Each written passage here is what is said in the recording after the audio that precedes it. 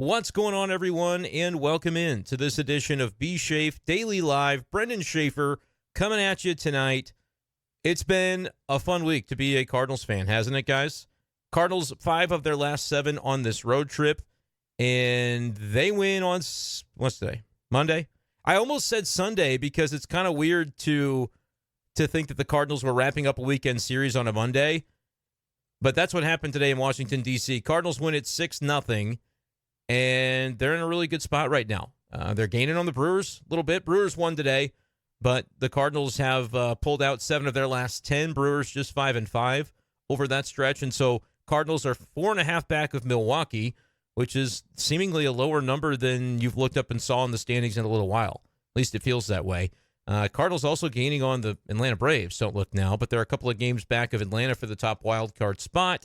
They are just narrowly ahead of the Padres. And it's kind of become, for the moment anyway, a 3-team race, and there are 3 spots, so everybody's pretty satisfied. We'll see if the Padres keep up, if the Cardinals keep up. If not, there are teams like the D-backs, the Mets, the Giants, the Pirates, maybe even the Reds, Cubs, and Nationals nipping at the heels of the teams in those wild card spots right now. So let me know. I mean, we're going to go right into the comments and see where it takes us. Are you wanting to know about trade stuff yet? Is it time to be thinking about trade deadline? Is it time to be thinking about this new-look Cardinal offense, which really the only new aspect of it is Lars Nootbaar returning? But, man, just adding him into the fold does a lot for a team where suddenly you look 1 through 9, and I think you feel pretty good about where the lineup's at. And then the other aspect that I want to touch on again is Michael Siani. With the way that he has been playing center field for the Cardinals, he came up with a couple of dandies today and even contributed as well as a base runner with a stolen base. Insurance by that point in the game was maybe not as important because the Cardinals had staked out a pretty nice lead. But on his second hit of the day, he stole second base and scored easily on the Alec Burleson slow roller through the right side because of his ability to take a bag. And I think he's up to 10 steals now on the season. How do we look at Michael Siani? Because I feel like we've all sort of accepted, like, yeah, he's going to play a lot this year because he's doing some things that not many other people can do defensively. And you know, there's not an obvious solution to replace him in the lineup. Dylan Carlson hasn't really had a great season. Tommy Edman obviously still hasn't played. So, yeah, Siani's been playing, and everybody seems pretty well okay with that.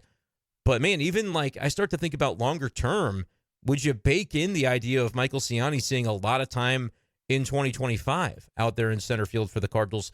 He was second, or I should say had the second most outs above average on the StatCast Baseball Savant leaderboard coming into today because he had 12 outs above average this year. 3 guys had 13. Marcus Semien, Bobby Witt Jr., and Jacob Young, who's the center fielder for the Nationals. And we saw him misplay a ball, whereas we saw Siani make a couple of good plays today. I feel like those guys probably switch spots. Siani, one of the singular best defenders in Major League Baseball this season, and all those other guys on that list have played more innings defensively than Siani. So you can make a case that on a per-inning basis, if you're looking at outs above average anyway, he's been unbelievable. We could talk Masyn Winn tonight, as I mentioned on yesterday's B-Schaeff Daily, which, my goodness, subscribe if you want to hop into the live chat.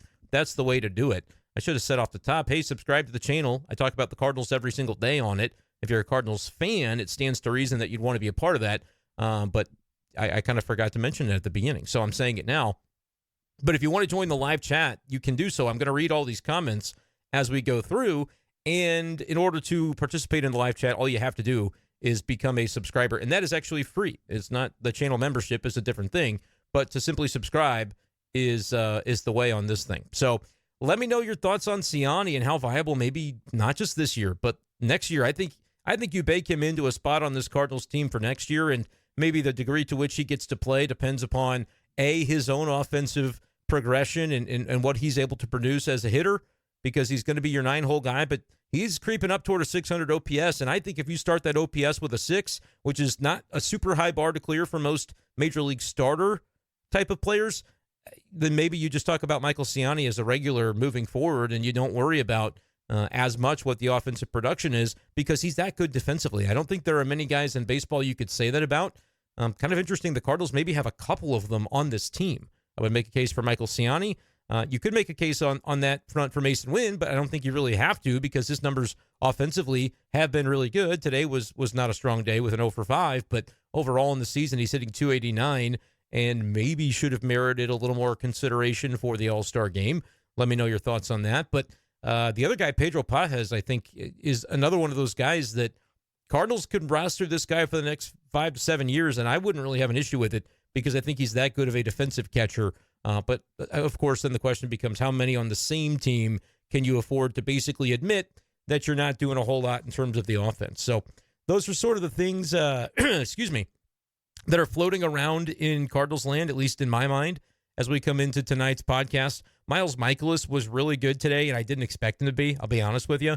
I looked at that Washington lineup coming in. A couple of the guys had some good numbers historically against Lance Lynn, and just a number of left-handed bats in the middle of the order. I thought we're going to have a pretty good opportunity to maybe do some damage against Lynn. Guys like Abrams, guys like Jesse Winker, and the rookie James Wood, I thought was maybe going to be able to have a day. Obviously not as much familiarity with him because he's a rookie. But, man, I thought this could be a little bit of a dicey one for Miles Mikolas, and it wasn't. 6 1/3, 6 hits allowed, not 6 runs, 6 hits. Didn't walk anybody, which is such a key for Miles Mikolas. And just the three strikeouts, but that's not really too important either. He had 20 pitches in the first inning.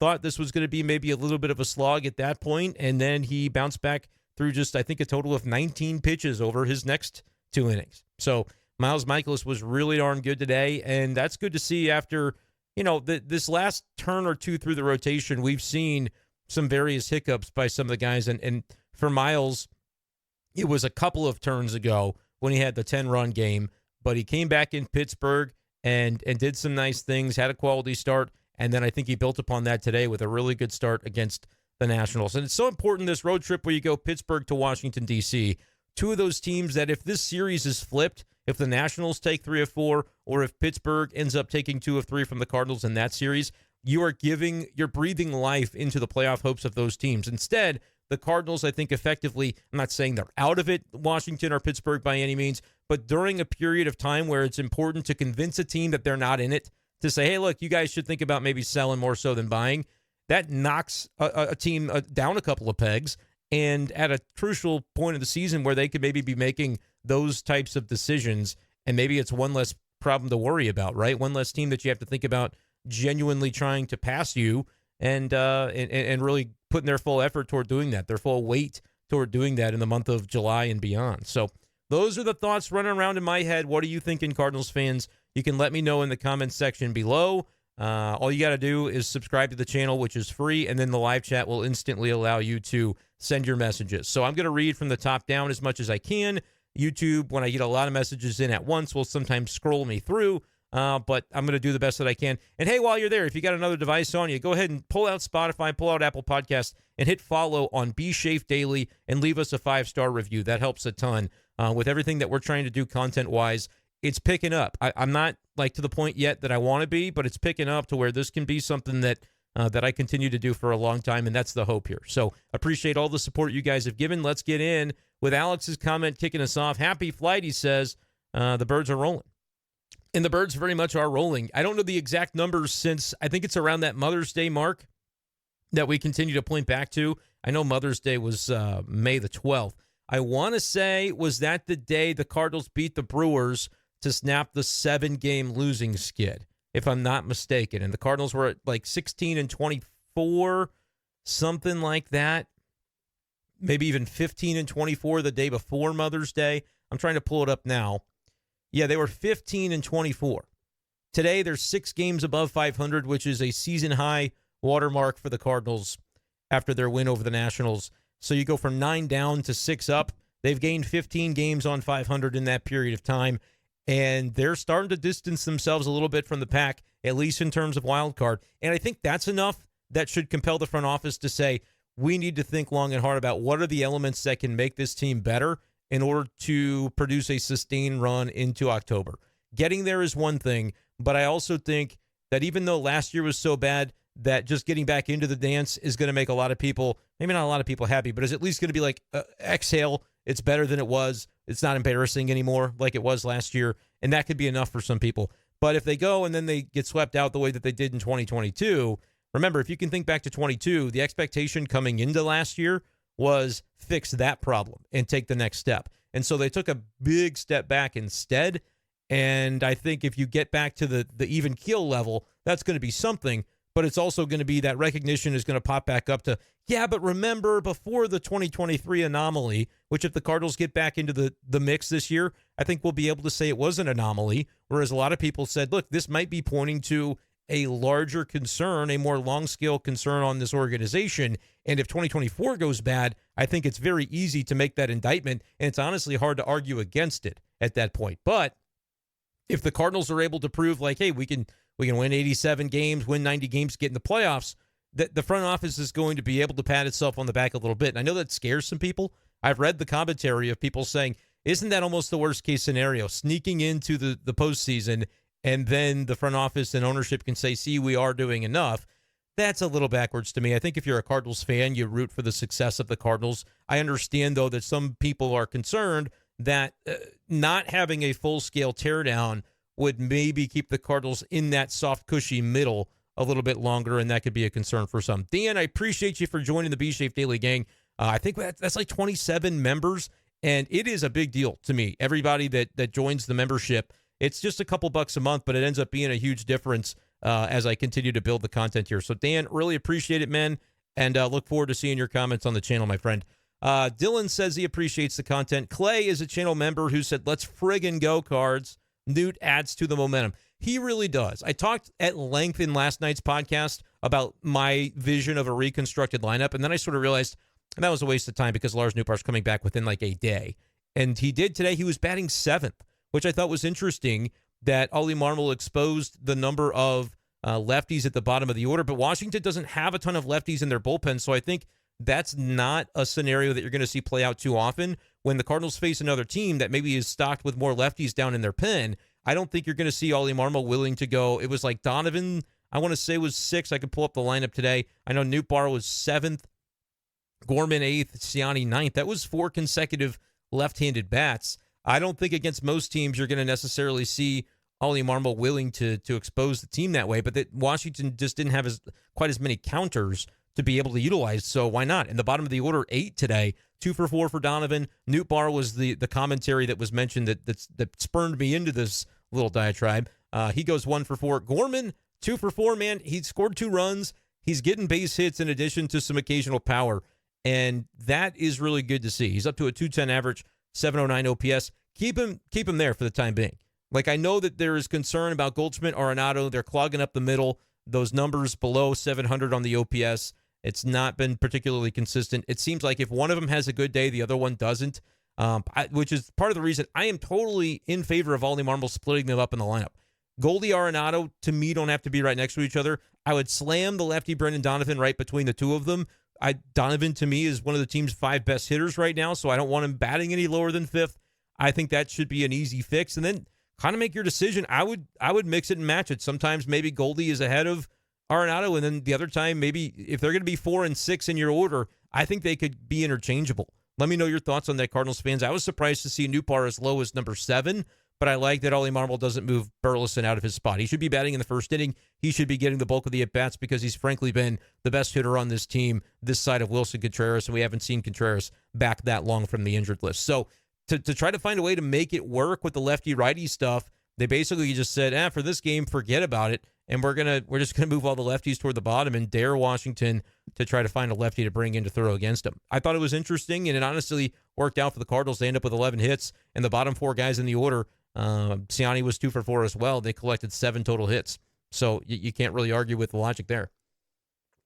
Tim asking, excuse me, I'm trying to get the water as I continue to talk for an hour straight. It gets to me at times. Tim says, in reality, what is the deadline move for the Cardinals? Is it a bench bat? Is that really very important because they're not going to get rid of Crawford or Carpenter? Yeah, like a bench bat to me, there's not an obvious place to put one. Or even a starting bat. I was asked about Brent Rooker a lot in the YouTube comments yesterday. Look, I think Brent Rooker is a really nice piece that if the Cardinals, I feel like he would cost a pretty penny a little bit because he's one of the bigger name bats on the market. He has an OPS of 891. On base, 353. I mean, he's got great numbers this year. Hit 18 home runs. He's got 2.4 wins above replacement, according to Baseball Reference. Can play some different outfield spots, I think. Admittedly, not as in tune with the AL, so has he been DHing the most, or has he been playing some outfield? Yeah, he's been a DH primarily, but has played a little left and a little bit of right, but mostly a DH, not a super strong fielder. But doesn't it feel like that could almost be a fit for the Cardinals, especially beyond 2024? What's Brent Rooker got in terms of a contract? ARB eligible. He's in the ARB system for a number of years, so he would be cost controlled. He would cost a ton. I'm going to say off the top, don't expect the Cardinals to trade for Brent Rooker or anybody like him. But when you think about a little bit for 2025, because before, when the Cardinals were playing poorly, all the conversations about 2025 were sort of like, hey, what happens if they stink and they sell? Well, that's not really what the Cardinals are experiencing right now. They're 6 games up on 500. There is an expectation to make the playoffs, and I think you add to this team and push to make it even better so that when you get to the playoffs, you can actually do something. But I would wonder a little bit, because Goldschmidt is obviously a free agent to be and has been one of the lesser producers in the lineup, even though he's your cleanup batter right now, and even though his numbers with RISP have been so low. Now, he did homer today, so we're not going to rip him apart. And look, he's trying as hard as anybody could imagine to get it right and to be the contributor that the Cardinals expected him to be. But if it ends this way with a 229 average and a 662 OPS, hard to imagine the Cardinals bringing him back. And it's kind of like when Matt Carpenter left the first time, when he was such an important player, such a central figure. He was the leadoff man most of the time. But then when the numbers go by the wayside, you're kind of like, well, it's hard to bring a guy like that back on a reduced contract, because unlike when they did it with Adam Wainwright, it's like, well, Wainwright can still be in the rotation as the number 5. Just, and this, I'm talking about not this past year, but back to like 2019, 2020, he was getting those 1-year incentive-laden contracts. Waino was. And it's like, yeah, you just put him in the back of the rotation, at least mentally. If he's your number 5, it doesn't have to be that way in the real order, but if you imagine it that way, then it's, that's a role that he could fill viably, and you can take your shot with that. When it's Paul Goldschmidt, is the manager going to put him 7, 8, or 9 in the batting order?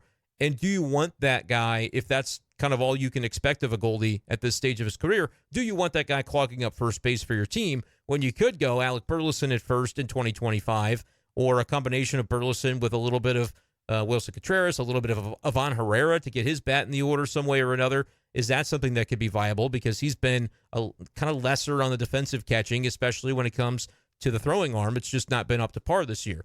So, is that something that the Cardinals could think to do? And then suddenly you go, hey, there's room to just have a bopper as your DH.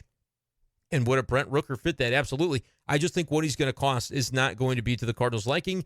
And they're hoping they've got their own Brent Rooker. Like a Jordan Walker could turn into as productive of a hitter as Brent Rooker. That would be the hope and the dream of the organization. I just don't think they're ready to give up on Jordan Walker for something that Jordan Walker could feasibly outperform, right? So I'm not saying that Jordan Walker is going to wake up and have an 891 OPS this year or next, but I think the Cardinals are going to be inclined to hold on for that hope, even if it's maybe not as realistic with what we've seen from Walker this year. Personally, he's 22. I'm not out on Jordan Walker, but is he more attainable? Maybe not in the eyes of the Cardinals, because you don't want to sell low, but you can think back to the way that John Mozeliak talked about Dylan Carlson at one point in time, and I saw it pop up on my feed today where I guess he gave an interview where he said, I hate to do it, but I'm ready to compare him, and maybe use the name Albert Pujols, Oscar Taveras in the same sentence as a Dylan Carlson. And obviously that doesn't age well, and right now you find some regrets with those sorts of comments. I didn't dig into exactly what that was. It was just like a screenshot of a headline, so I don't know the entire context of the comments, but you guys kind of get my gist. That's an aspect of it that I really do think you have to be thinking about. You don't want to make any mistakes with young players and get rid of them too early. But by the same token, if a Jordan Walker was to be used as a trade chip, could the Cardinals still get a lot for him? I don't know the answer to that either. In the same way that I didn't know about it with Nolan Gorman in the offseason, it's kind of hard to say we do know definitively what the 29 other teams view these players to be. If we're looking at a Gorman and going, well, he's so hot cold, he's always going to be streaky, well, maybe the rest of the league thinks that too, and that's maybe why a trade doesn't materialize in the offseason. Just something to think about. I know I'm kind of ranting and rambling, and I've only gotten to like 4 comments, but I have to get to Eric's comment because he's throwing me a nice super chat. Really appreciate Eric for that. But let's read his comment. He says, I'd like to add a right-handed bat and 2 good relievers. Starter might not be possible since the market will be expensive, and until a television solution is found, I'm not going to be pissed over not spending enough, which I think is fair. That Bally's thing is something that's definitely in the back of the mind of ownership. They're not using it as an excuse, but we'd be foolish to pretend it doesn't get baked in. to the conversation. So it's a great point by Eric, and once again, appreciate the super chat, my man. That is very kind of you. Yeah, I think relief help, it would be at the top of my list because it's typically easier to come by because there's more of it available in any given offseason. It's you can just find teams that have it, that are out of the race, and they're going, look, this guy's not even under team control anyway. We're not going to use him this year.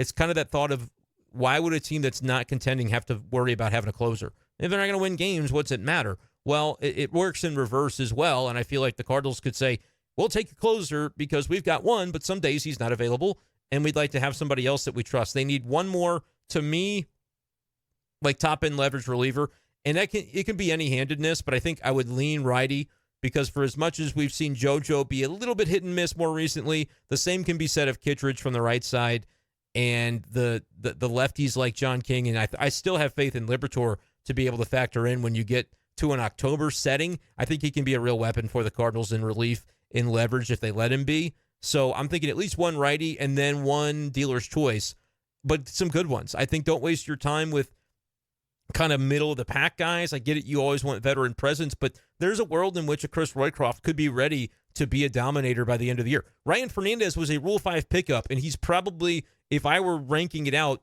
the most trusted righty behind Ryan Helsley at this point. Like to me, he has surpassed Kittredge in the pecking order. I don't know if Ollie's going to use him that way, but when I watch him roll out there, I think I have a little more confidence in what I'm going to get from Ryan Fernandez right now, just talking about like in the moment this week, than even Andrew Kittredge. So let me know your thoughts on that, guys. But that's kind of where I'm at. And so, Eric, I would agree, relief help for sure. But then the other side of it is like, okay, right-handed bat, totally agree that they could use that. I just don't know realistically where are they going to put it, especially when Tommy Edman comes back, especially if they have plans to reintroduce Jordan Walker this year. I'm not saying that should be a reason not to pursue it. I'm saying it's going to be a reason not to pursue it because it comes back to that complicated line, right? John Mozeliak has said at times, well, that's complicated. We don't really see that as something that, is going to be an easy one to pull off. It's almost got to be like plug-and-play puzzle pieces to expect this Cardinals front office to really act upon it, especially in the middle of the year. And when they have somebody coming off of injury that they believe could potentially, serve that role, it's kind of hard to imagine that they're gonna stray from that until we know more about the injured guy. And eventually, you do have a deadline of July 30th that you have to make a decision by.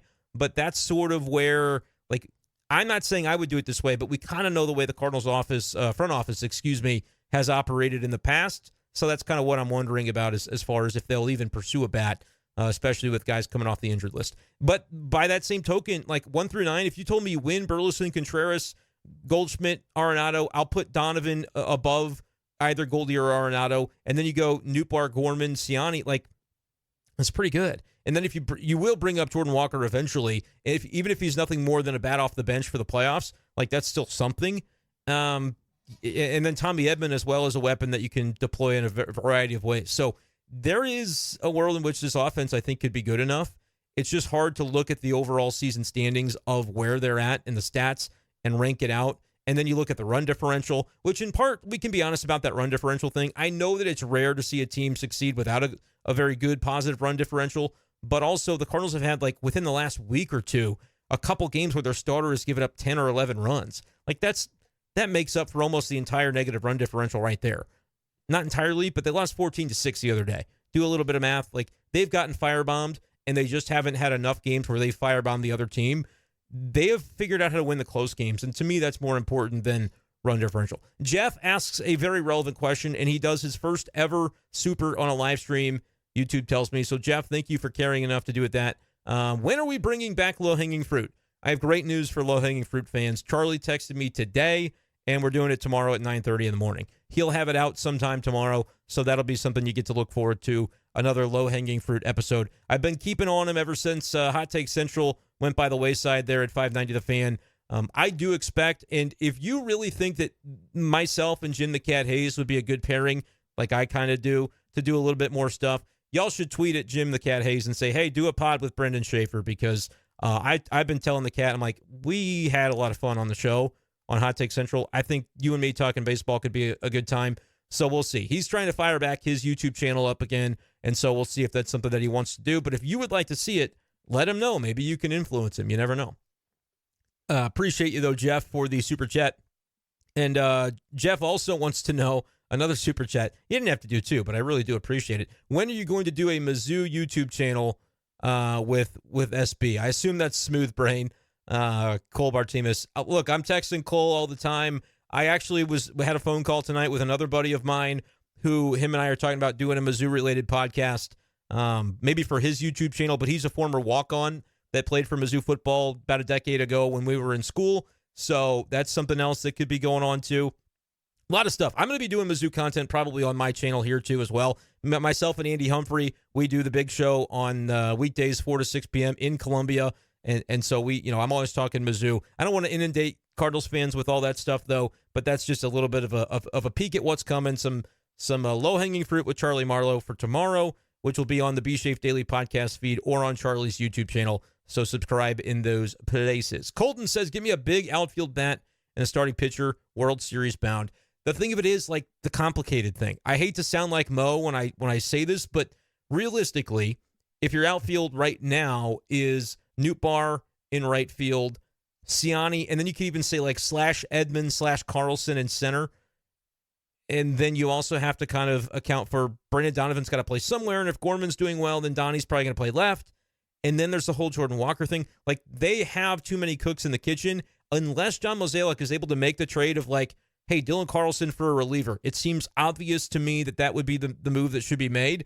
But you don't want to trade away Dylan Carlson for nothing because he's nice depth to have in case all hell breaks loose again with your outfield. Like, those are the sorts of things that I think John Mozeliak is probably looking at, but he's got to be a little bit hesitant because he's seen what injuries can do to a roster. And if you make the wrong move and then they come back with the injuries again, you're suddenly going to maybe have a little bit of buyer's remorse there. So I totally agree that a big outfield bat would be the fun thing. Could the Cardinals swing it, though?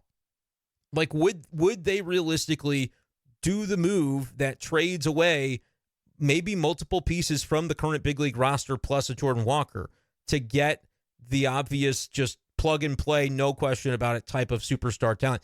Or is it like I saw Jeff Jones put in an article today, as far as a starter, Colton, Max Scherzer, if he's available by the Rangers, it is a no-doubter to me that the Cardinals should be going out and getting Max Scherzer. Just do it. He's got an expiring contract. Maybe bygones can be bygones. You add him with Kyle Gibson, another former Mizzou guy. I think that can allow Max Scherzer to have any angst about the Cardinals not pursuing him the last time, maybe go by the wayside. I think you go get Max Scherzer. To think about the big outfield bat, I'm not sure that the Cardinals have the stomach for it, but Jeff Jones did put in his article, maybe Randy Arozarena. He's having a down season with Tampa, and how funny would that be to have the Cardinals trade for Arozarena back and then him not be very good, and people would just, their brains would explode. But anyway, that's Colton, I hear you on big outfield bat. Ideally a guy who could play center, but either way, and just someone who hits. As long as he rakes, that's really the priority. And he could DH if he really had to. And then the starting pitcher, I agree with that too. Where you put a starting pitcher is a little less of a problem because if you get down to the end of the season, you just say, sorry for a little bit, Lance Lynn. Maybe you're in the bullpen, or sorry, Palante, you're in the bullpen, and you start a Scherzer. Like, duh, of course you do. So those things I don't think are as big of a deal or as big of a concern. Connor, appreciate the super chat. He didn't even leave a comment, but he just left some love. So I appreciate that. I'm trying to click through and get to Brett's comment here. Finally, playing more competitive baseball on a regular basis, getting hits with crisp. That's Cardinals RISP for the uninitiated. And even the pitchers having shaky outings, but also have had more instances of low-run, high-inning outings. Yeah, there's been a couple of bad ones. Brutal ones. Mikolas had one. Lance Lynn had one. Sonny Gray had one that was not quite as bad, but by his standard, not very good. But largely, you're seeing some pretty good ones.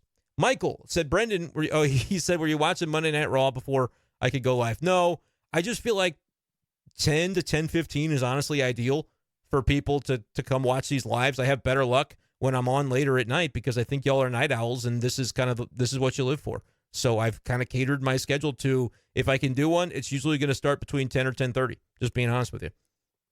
John and Dean want to know that if the Birds win the Central, will I do a topless live stream with Kyle Reese?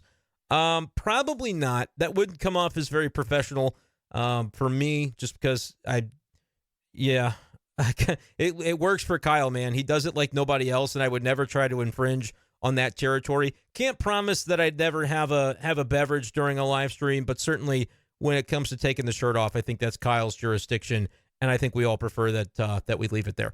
Austin, what's going on? Jack was watching Monday Night Raw. Different strokes for different folks. I've got no problem with that. Allison said, woot woot, so excited for the live stream. Listen to the podcast on the way back from Chicago. 5 hours, had to catch up on a few. That's good. I was wondering who's doing that. Like, sometimes the podcast numbers go up a couple days later, and I'm thinking, I didn't know that people still listen to them late. You know, sometimes I think, oh, shoot, I didn't get the podcast done in time. Nobody's going to hear it. But you guys have impressed me. The support has been unbelievable for people listening and watching the podcast. It absolutely changes my life to be able to do this and not just be talking to myself. I say it kind of in every episode, but it's true. So I kind of want to keep reiterating it. Daniel, what's going on? Mizzou 1755 said, Goldschmidt made me eat my words after I commented last night to look at trading him. Must have been watching. You know, two things. One, Goldy never watches. Goldy doesn't even have Twitter. He doesn't have social media. He just doesn't do it. There was a whole conversation at one point in Jupiter where he explained, and you could tell earnestly that he just had no idea what was going on social media. So in case you were ever wondering, that's not like just made up. He just doesn't know because he has no interest in, it doesn't bring him any value, right? So he didn't see you saying to trade him. My thoughts on, I've seen it a lot. Should the Cardinals trade Paul Goldschmidt to actually improve their team because his numbers are so down this year, and you're never going to see the manager move him out of the lineup as a bench bat, right? I'm going to stick with no as my explanation right there, because I really do believe that even if it's not to career norms, that Paul Goldschmidt can come around a little bit. I just believe that Paul Goldschmidt has more in him than we've seen. And to that end, he's hit 12 homers now. If he ends up with 20 home runs and a 740 OPS, that would be like 70, 80 points higher than he is right now. Is that wishful thinking a little bit? Maybe. But I still am inclined to go down with the ship on Paul Goldschmidt. I've seen up close and personal just how hard he works, just how good he can be, that I'm not really ready to discount him to that extent yet to say, no, the Cardinals can actually get better by trading him away. I just won't go there. However, I am totally on board with the idea of moving him down in the batting order, almost to just give him a different look. I think that could be a really effective thing, and I wouldn't have an issue with it if Ollie Marmol would do that. That being said, he homered today, so we're not going to ride too hard on the Goldy stuff. But just imagine what this Cardinals team, like, they have the best record or one of the best records in baseball since May 12th. Imagine what it would look like if you had Arenado and Goldy consistently doing their work at the same time, added to the mix that's already accomplished this feat. And Wilson Contreras added to the mix more consistently that already accomplished this feat largely without him. I could go on. Lars Nootbaar has not been unbelievable this year, but 740 OPS or something coming into this game today, that's, again, I'm not trying to push Michael Siani to the bench right now because I think what he brings defensively helps the pitching staff in a huge way. And if you think back to the offseason, one of the huge talking points was stabilizing center field defense for this pitching staff, and that's where Tommy Edman came into play. He just never played, so we haven't really gotten to see that from him, but that was sort of the idea behind why Edman was being touted to play center field. Well, Siani is doing that. If he could just do it with a little bit better of a batting average or on-base percentage, you know he's going to steal 20 bags throughout a year if he gets regular playing time. So you feel pretty good about those things. When it comes to this Cardinals team, doing what they've done and knowing that they haven't really hit their stride could be kind of scary, right? And I know that people were ripping Ollie Marmol in my comments earlier in the season. I genuinely do believe that Ollie Marmol does a nice job. I think he's got a really good handle on the bullpen stuff. I don't know if that's it certainly was not popular to say when I was saying it earlier in the year. I still feel the way that I felt about it then. It just, all managers are going to look a little bit better when their players are producing, right? And I think that's what Ollie is getting from his team right now. And I put it as the thumbnail on this live stream. Ollie smiling in the dugout after the win. Everybody goes out to shake hands. Like, that's the vibe of the Cardinals right now. And it just feels so refreshing compared to kind of where they were, a month and a half ago, somewhere in that range. So it's cool. Eric, you didn't have to do it, my man. Another super chat. Appreciate you, brother. But his comment is as follows. 5-2 road trip. Probably should have been 6-1, no matter the competition, is damn good. 3-4 from a young, scrappy Washington team. Better than people will give them credit for. Anytime you're playing a 4-game series, I'm never going to go into that one demanding a sweep. Win the series, certainly against the teams that are behind you in the standings but are chasing you. That's an important series win to get.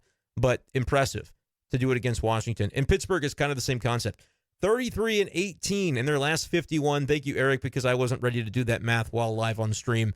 That's really good, though. That's a 100-win pace, more than a 100-win pace. I could do that math quick enough. 33 times 3 is 99, and 54. Yeah, that's a 104 or so win pace, give or take. 100% still think the team can win the division. I'd honestly be curious to see who's favored. You know, like the FanGraph odds and the different places will do their win percentage odds the rest of the year.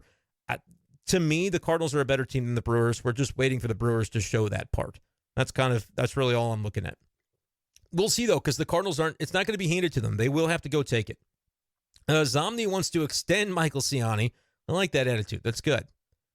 That's good. I don't think I missed any other comments. We'll continue to try to roll through these a little faster. Cardinals need to embrace the defense. Love Siani out there. Yeah, Aaron is hyped about Michael Siani. Kaysen, what's going on? He just said hi. Hunter is a channel member. We'll read his comment next. Which Cardinals player do you think sweats out fantasy football the most? That is hard-hitting, and it's something I should know the answer to as somebody who is as ingrained with fantasy as I possibly could be.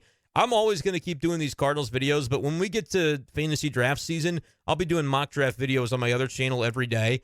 I need to almost beg my subscribers on this channel to go to the Brenden Schaeffer Fantasy Football channel and subscribe, even if you don't care about fantasy, because I got to get that channel monetized somehow or another. Anyway, that's another matter. Hunter, who loves it the most?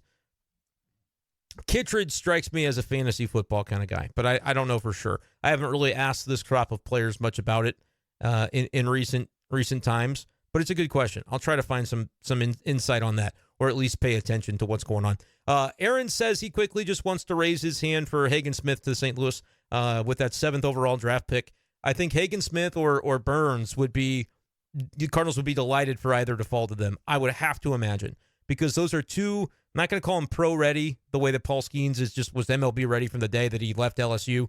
But the Cardinals need a legitimate pitcher that is collegiate so that he doesn't have to marinate as long in the minors, and that conceivably he can give this team a look as a front-end starter sooner than later.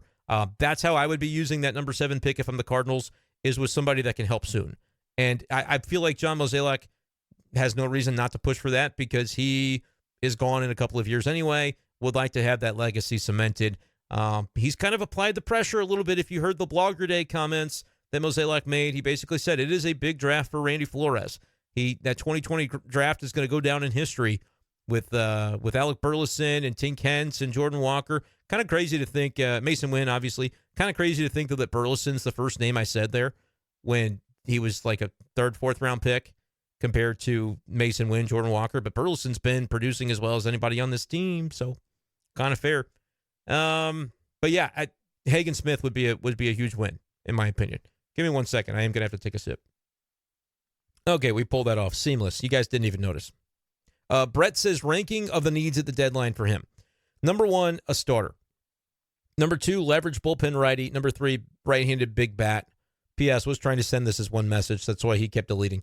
Yeah, I think I would actually go leverage bullpen righty number 1, starter number 2, and right-handed big bat I think is as big of a need as those other things, but I just don't think, because of the way the roster is constructed, and not just the big league roster, but the organization as a whole, I'm not entirely sure that we're going to necessarily see the Cardinals be able to make that move. But it would be a great move. Like, if they did it, that would be that would be a signal that John Mozeliak and these Cardinals, their balls to the wall, they are going for it this year, because it would cost them something from the future, maybe multiple somethings.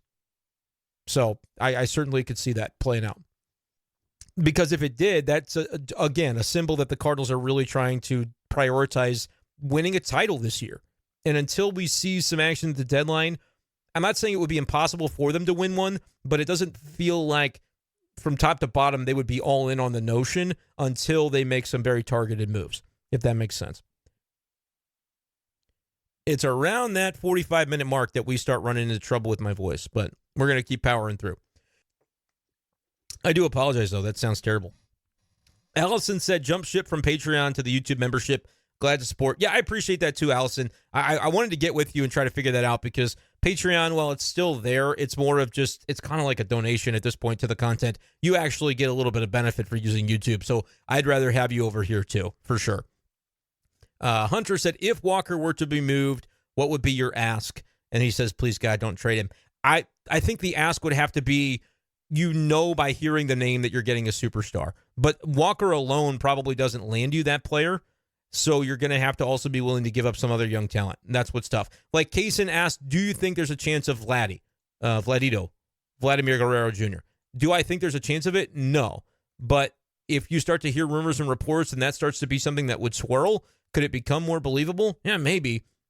Would Jordan Walker be the type of name that would have to be a central figure in that sort of deal? I would think so. I say that without looking to know the contract situation for Vladdy off the top of my head.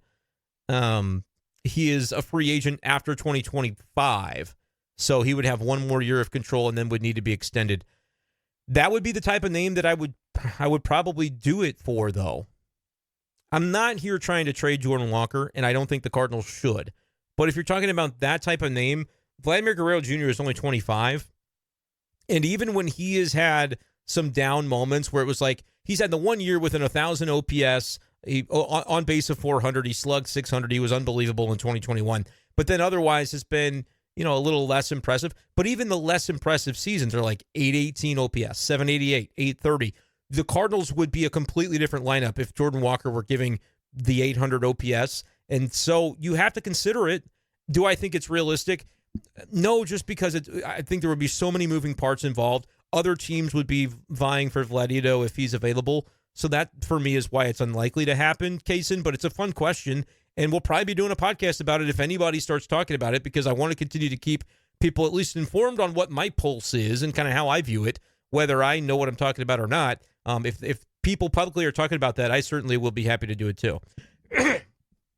Josh gives me a super chat.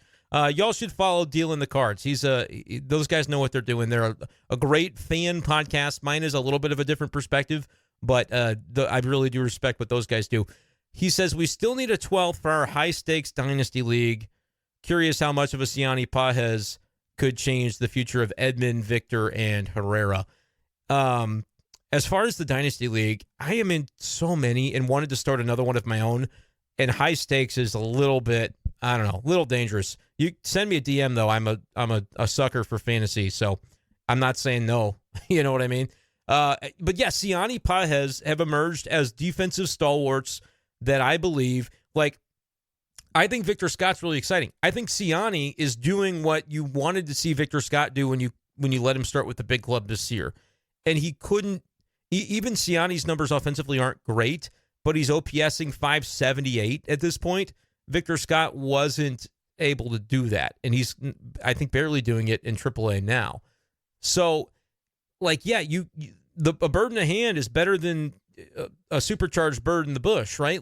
Even if Victor Scott we consider to have higher upside than Siani's out there doing it right now. So I can't knock him for what he's doing. Tommy Edman is a little bit different than Victor because Edman's just got the 1 year of team control next year. They've already bought him out of that last year of ARB, and so they're not, you can either trade him in the offseason or let him walk, or just, use him next year, but understand that you're maybe not going to pay him a big contract.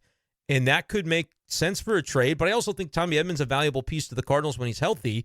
It could be a missing cog to what they're doing right now. You just aren't going to then pay 10 to 12 to 15 million a year in free agency for that when you've got other guys that could potentially fill that role. Siani, to me, is a guy that I hope is still a Cardinal in the next 5 years. Because I think he could continue to be worthwhile even through ARB if he's making a couple $1,000,000 a year. There is he is the prototype of a fourth outfielder where he could play 162 games a year while starting none of them. If you had a loaded team, you could bring him in for a defensive replacement every game, for a pinch runner every game, and he would be valuable in that role. Would love a Siani in the playoffs. Are you kidding me? Even if you do upgrade your lineup to where you can't really find a spot for him, to me, he's doing the thing that we thought Victor could maybe do. And it's not to say that Victor can't someday do that, but yeah, it changes at least the way you look at it, because you're going to have a full season of Siani, and you're able to say, yeah, that was pretty damn impressive.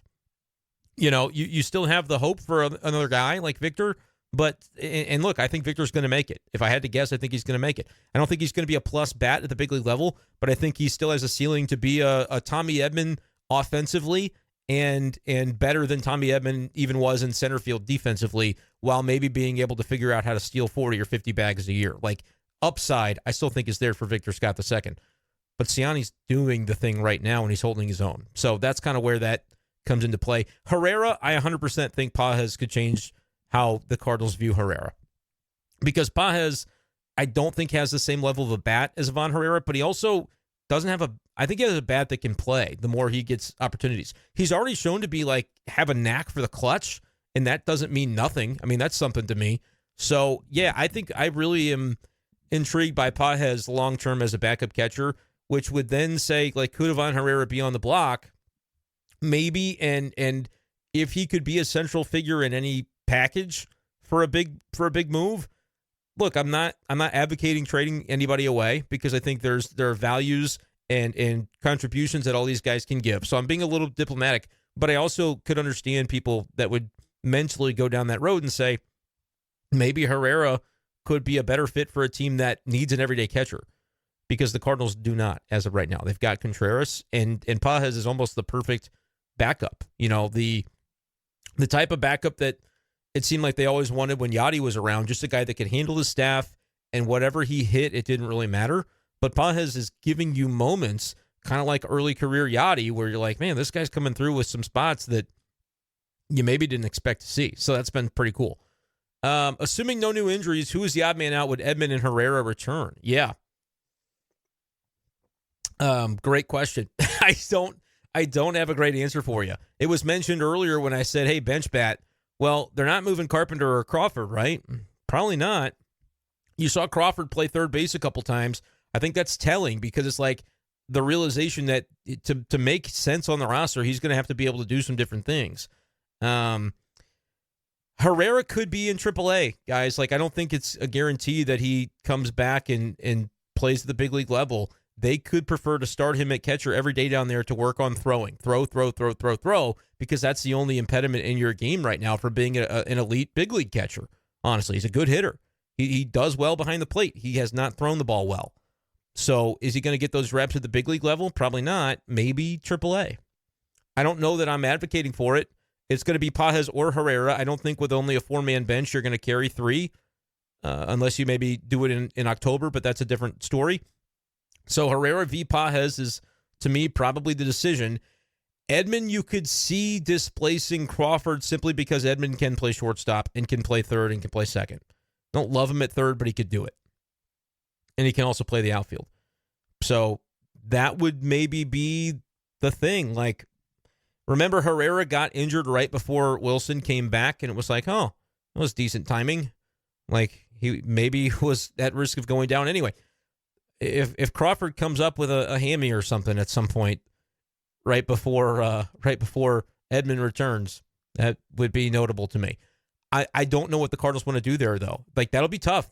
Brandon Crawford is well respected in the clubhouse, and he's done a nice job in his role. Just awful numbers at the beginning, but he's come around since, has filled the role they've asked of him. But we can all be honest that I think Tommy Edman would serve more value to the club. The other thing is the Cardinals would never want to talk about it because an injury probably will happen, and then they won't ever have to say, well, we were going to get rid of Brandon Crawford, but we're not. It's just there's no upside to even them thinking about it. I'm sure they think about it, but until that day comes that Edman's ready, and that's been a long time coming so far, so maybe who knows when it gets here, you could see the Cardinals being able to wiggle their way through that situation without really having to make any tough decisions. That was the same question basically from Brendan B. He said, when Edman's back, who goes down? Also, where the heck does he play? Siani can't come out of the lineup, can he? Yeah, I mean, the other answer could be Dylan Carlson, guys. When I was talking about the Edman thing, it could be Dylan Carlson being traded for a reliever, and who goes down is like Gallegos or a different reliever. That could be the answer. Trading Carlson for a relief pitcher, or even Ivan Herrera for a relief, that doesn't really probably make as much sense. Carlson almost is to that fresh start territory. That's not how I feel about Herrera. I think it would benefit DC to get to play every day somewhere so that he can prove before, he kind of gets left behind by the league that he's a pretty good player. And I still think he could be one. I just don't know if the Cardinals are going to be the spot that he finds that look. So I retract everything I said about Crawford, the Cardinals do not want to drop him. They don't. So I just don't think they're going to. Clubhouse DJ, too. I had mentioned that before. So maybe a trade is the answer. If you trade a hitter for a pitcher, Carlson and Edman can also play very similar roles, too. That's something else to think about. Hunter, do you think it's realistic to see a lineup with Goldy and Nato down in the card, like a lot of folks are asking for? Secondly, buying or selling Goldy, Nato's good week. I'm not doing anything with Goldy or Nato. I'm holding both of their weeks because today was a 2 for 5 with a homer for Goldy, but it was an 0 for Nato. Like they haven't been great at the same time, and I think you're going to get around 700 OPS production from both. I'm not going to say the rest of the season, but like I just don't think there's a sign that I'm like, yes, I'm all in on either of them because of a couple of good games. Would I move them down? Yes. You don't have an obvious cleanup batter, which makes it tough to move either Goldy or Arenado out of that spot. Donovan, I like at number 5. Perfect world, Gorman is, the guy you thought he could be, and he's your cleanup guy. And then Arenado's 5, Donovan's 6, and Goldy is 7. If Gorman was lighting the world on fire, I think you would see Goldy, who would I say? If Gorman was lighting the world on fire, you'd see Goldy drop down. That's my belief.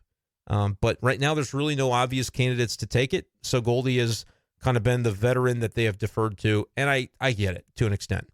I understand it. Rich said he caught a live stream finally. By the way, for those who are still with us, we still have 100 viewers, which is incredible. Subscribe to this channel and consider a channel membership if you really want to help and support the channel.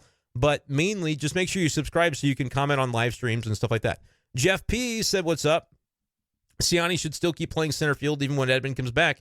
Yeah, like, can you bench Siani occasionally? Would I? I'd rather him start my playoff lineup for sure. I want him out there. If I'm a pitcher, I want him out there. If he can just get the OPS to start with the 6, there's no question about his offense. He bats 9th and he plays 150 games a year. Michael Siani has raised his profile in Major League Baseball more than a lot of guys and maybe anybody in the organization, because as I've mea culpa'd before, in the offseason, I was saying, hey, if you need to drop somebody off the 40-man, you could probably drop Michael Siani. What's he ever going to do? I had no idea. I was wrong. He is elite defensively. And when I'm wrong, I will tell you. I was wrong. I saw the light hitting and thought, okay, he's another, light hitting, he's Jose Fermin of the outfield, whatever. The center field version of what Fermin can be at second base. Good little fielder, but not going to hit. Siani is unbelievable defensively. And Eric went for the trifecta. He's a member now. Eric, appreciate your support, brother. I do. So, yeah, I'm playing Siani most of the time unless you have somebody just so far and away better offensively. Like, the conversation if Edman were healthy all year and didn't get Wally pipped sort of by Siani would be if Siani is OPSing 570 and Edman's OPSing 700, but Siani's better defensively, but by how much in center? Like, who do you play? That would have been really interesting. But I think we're to a point now where Siani just gets to play because of what he's meant to the pitching staff. Edman will play, but he's not only going to play center. He's going to fill some in at second. And this is where, like, if Mo wants to really be aggressive, you could find a trade in there somewhere. I would not ever trade Brendan Donovan, but, like, you could trade somebody just to kind of re-access some value of your roster where you don't want to be stuck with all these position players. Maybe you find a way to entice a team for when you're going to make a pitching move. I don't know what that move exactly looks like, but it's compelling to wonder whether they do it. We're up to 56 likes. Let's get it to 60 if you haven't liked the stream yet. Dakota wants to see the Cardinals go get Max Scherzer. I think it would be a great move. Allison says, All-Stars, yes for Helsley. Should there be any other Cardinals on the team? And check out last night's pod for anybody who may have missed it. I thought Mason Wynn was deserving of consideration, but I also realized his OPS is a lot lower. Wins above replacement, a lot lower than other guys. And Ellie De La Cruz, I know, had a monster night tonight. So I was not saying put him on over Ellie. Ellie's going to be in the All-Star game like he should be.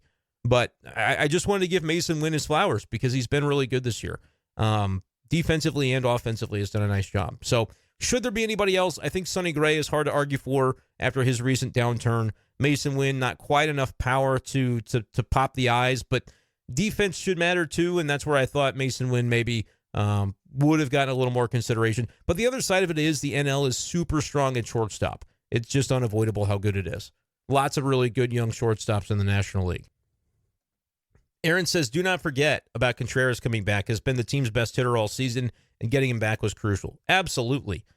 He's got an OPS above 900, and they're straining to get somebody else above 800, and they don't have it. Even Alec Burleson is not above 800. So, yeah, unbelievable what Contreras has been, and the fact that he's picked back up after he was out for 7 weeks with a broken arm, it's pretty impressive. Hunter said today's lineup with the addition of Edman for Siani is going to be glorious. Like, I agree with that, but I also don't know for sure that Edman's going to... Like, what if Edman comes out and is not quite ready to go offensively? He's OPSing 620. You know, he's got a career like 690 some odd OPS. What if he's a little below that and Siani is continuing to take advantage of his spots? I don't know, guys. I really don't. Siani has, like I said, has raised his profile from, I don't know, does he really have to be on the 40-man, to can you take this guy out of center field, like ever? Like, that's legitimately what he's done. He deserves all the credit in the world for just showing the world what I'm sure he believed in himself, but now others are believing in him as well because they're watching him play, and he does it with such confidence out there. My father-in-law asked me today about, what does Jim Edmonds think about Siani? I said, well, I'm sure he's impressed by him. I haven't, asked him or happened to know offhand what he's said or remember what he said on the games he's broadcast, but it's interesting to think about. Like, Edmonds was so incredible at center field because he had maybe the best instincts ever at the position. Just unbelievable instincts. He's a good athlete, but he wasn't blazing speed. He just got the best jump, and he knew based on the pitch that was going to be thrown where they were going to hit the ball. His instincts were out of this world. I think Siani's got very good instincts, but he's also an unbelievable athlete. So he's more of an athlete than Edmonds was in terms of the speed. And if he continues to just fine-tune and learn and grow, I'm not saying he's got room to grow, but everybody does. The instincts are good. Imagine if he continues to get the time and makes them even better. He's the best defensive center fielder in baseball. Like, I think he probably is that. So I know we're talking a lot of Siani tonight, but the way that he's playing, man, I think it's worthwhile to bring him up. Edman, a free agent after next season. He's not signing an extension with the Cardinals. I agree with that. I don't think he will. Will the Pirates shut down Jared Jones and Skeens before the end of the season to limit innings? They probably will with Skeens. I don't know about Jared Jones, and I think Jones might be on the injured list. Don't quote me on that. I think he just might have went on the IL. He's got a lat injury, so there's your answer to that one. If he's got a lat injury, that's going to happen on its own because he could be out for a while with something like that. So I think probably they will, Ray, if I had to guess. Allison asks, Lance Lynn, does he get to keep a spot in the rotation or does he go to the bullpen? He's in the rotation for now, and I don't think it's even a conversation at this point. A few bad ones in a row, though, especially right now. Like if his next one's rough and then maybe the one after that, and you've still got time before the deadline, there could be some clamoring to say, hey, look, maybe he's an innings eater out of your bullpen, but you might go for a starting rotation arm, and then there'd be one spot to put a guy. But for now, I'm not going to say based on one bad start that Lynn's out. No. Colton says that Siani has to keep hitting to stay in the lineup. Love his defense, but Edman is about as good in center. I don't think Edman is quite as good in center, but he is very, very solid himself. I don't want to downplay what Edman did late last year on basically no warm-up. Like, he just went out and started playing center field every day, and he was really good. Siani is a lifetime outfielder, has a better arm, and to me, maybe not much faster, but I think is better defensively. But I agree with that, Colton. Like, we're praising Siani right now because he is trying to climb up to a 600 OPS. There were times when he was down around 510, and it was like, this guy is a massive hole in the lineup.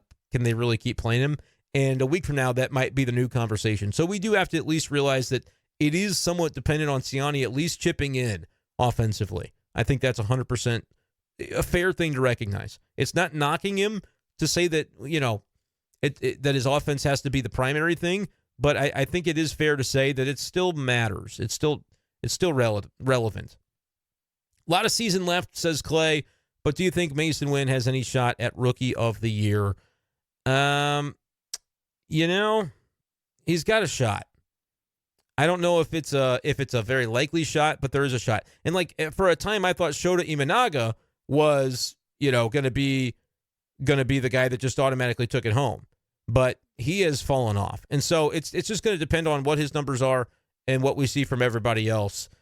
And I'm trying to check in with y'all to see if the stream went kablooey because it's talking to me like it might have. So if this is goodbye, if this is the end, I'll continue talking as though it's not, because I want to make sure the podcast ends up being good.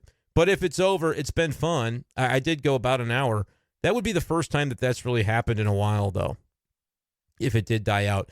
For the podcast listeners, I am going to read the rest of some of these comments before I get out of here. Tyler said, the only way I'm taking Siani out is for Edman against lefties, and it could be that. It could be a platoon scenario, for sure. We could end up seeing that. Can we please bring back the tradition of wearing the own team jersey for the All-Star game, is what Allison wanted to see. And I'm not 100% sure that I get why people feel that way. I kind of like sometimes having the jerseys. What I would do, though, is wear the original team hats, though. I would want to see the original hats and not like the different colorful hats. We did completely die on the stream. Don't know what happened. Everybody said stream down. So sorry about that. We're going to blame T-Mobile Internet about this. But anyway, we had a lot of fun. We did have a lot of fun. I'm still going. Let me try and make sure I can read the rest of these comments to see if there's anything that I may have missed, because I have really appreciated everybody's support. So now that I've let people know that we are RIP to the stream, I'm just making sure that there are no other big-time comments that I need to be touching on. The All-Star jersey thing, I'm cool with them selling some new jerseys. I just think there should be some element that ties you to the original team. And I think it's a little bit overkill to give every team its own special hat. Of course, they're still trying to sell hats. I get that. But I would kind of like to see regular hats with an All-Star special jersey. I'm okay with that. I actually liked the jerseys last year. I like them getting to wear different elbow guards and make it kind of interesting.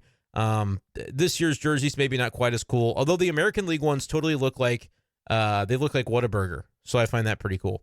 Jeff says that Edman's first step to the ball was so great. His reads on balls in the gaps were awesome. Yeah, that's what made him incredible. Wasn't an unbelievable speedy athlete, but he was as good at understanding the position as anybody ever has been. Burleson got screwed, says Eric. He's got all-star numbers. He's kind of compiled them a little bit later on, though, Eric, so that's where I can maybe see that it hasn't been recognized. And the other part is, Cardinals fans didn't mobilize to vote. They just didn't really vote. And I don't know if that speaks to just malaise about the team the last couple of years or what has inspired that. But Burleson was ranking 10th among DHs last I had checked. So I think that's where it boils down for Mr. Burleson. But if he had, kind of started his rise a little earlier in the season, maybe that would have resulted in him getting some more All-Star love. You never know. Eric also said Colton was primed for a big year. Who was primed for a big year? Somebody was.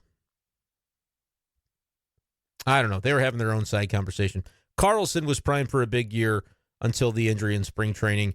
Much rather send Carlson down, which I think they could do. I'm not 100% on that in terms of service time and options. But yeah, he's not really been optioned.